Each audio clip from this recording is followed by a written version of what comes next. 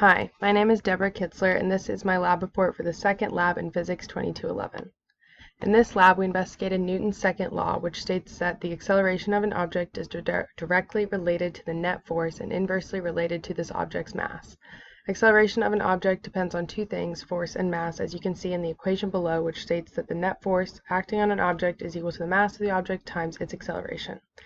This is also related to the momentum principle, which states that a change in momentum indicates that there's a net force acting upon the system, and therefore when no net force is acting upon the system, there's no change in momentum, and therefore no change in velocity. In this lab, we were asked to record a video of an object being dropped. We analyzed the motion of this object using Tracker, utilized the data obtained from Tracker to apply Newton's second law using our GlowScript code, and obtain a graph of the expected motion of this object. However, we were asked to use this using only the force of gravity in the first place. And then we were asked to apply our knowledge of drag force to create a second GlowScript model and analyze the impact of drag force on the object's movement. As you can see on the right is another explanation of Newton's second law. When net force is equal to 0, we had a constant velocity, and now we are being asked to determine how a net force is impacting this object's velocity and therefore its position. As you can see on the right, this is the video I used. I dropped a packet of fruit snacks which had a mass of 0.0027 kilograms, which we will use later on. We used Tracker to follow the center of mass of the package of fruit snacks and track the movement along the y-axis in a negative direction. The measurements I used as a basis was the 0.0762 meter diameter of the package of fruit snacks, and I also altered the coordinate axis so that the x-axis lay along the floor. There were possible sources of error in this plotting as points were plotted by hand, and as you can see in this graph, the model that we received from Tracker was slightly jank. It had a little points that were off-kilter and slightly skewed. However, it does show a decrease in position over time. This is the GlowScript code I used when the net force was only gravity. As you can see that the force of gravity acting upon the ball, or acting upon the fruit snacks, is the mass of the fruit snacks, 0.0227 grams, times the acceleration of gravity, which is negative 9.8 meters per second squared.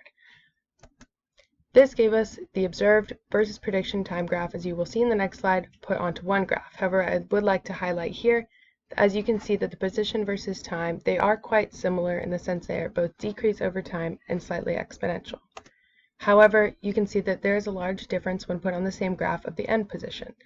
The observed position ended at a 0.0052 meters, whereas the predicted position ended at a negative 1.6 meters.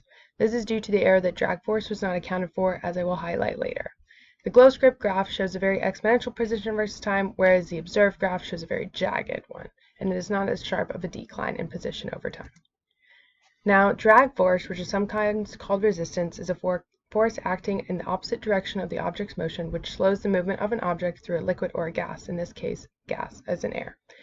We use a turbulent drag force, which is modeled by a proportionality constant times the square of the object's speed. As you can see in the highlighted portions of these GlowScript codes, we now change the F net to be equal to the force of gravity minus the drag force.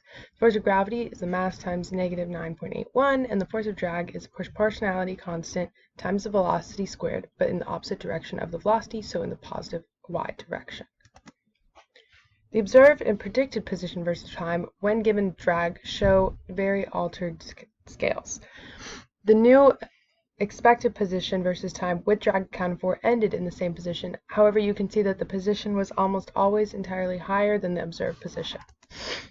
As you can see, the endpoints are much closer in the position expected with drag accounted for than with the position expected with drag not accounted for, as you can see in the red versus the yellow on the graph on the bottom left. Now we can ask the question, what if I had thrown the package downward? We assume that the initial velocity of our package was 0. However, if I had thrown the package downward, it would have started with initial velocity less than 0 and a greater magnitude than 0. Therefore, the package would have reached the ground faster, but also the drag force would have been larger as the magnitude of the velocity would have started at a greater rate than 0. As you can see on the right, I predicted the initial position with drag is in blue, the position observed is in red, and the thrown position downward is marked in yellow. You can see that it reaches the ground at a much faster rate. Now, how would this greater initial velocity have affected the rate at which the package reached its terminal velocity. As the velocity decreases at a faster rate, the force of drag would have increased faster, and therefore it would have reached the terminal velocity faster. However, as you can see on the graphs on the bottom, even though the package started with an initial velocity of -10, it did not appear to reach a terminal velocity within the time frame. However, this time frame was quite small. Now, what does this mean? What is terminal velocity? Terminal velocity is when the forces acting upon the fruit snacks, the drag force and the force of gravity, are equal. Therefore, there is no net force acting upon the fruit snack. The acceleration of the fruit snacks would be 0 and the velocity would have been constant. However, as you saw on the past slide, neither model showed an approach toward terminal velocity. However, as I mentioned, an extended time might have shown this. Thank you.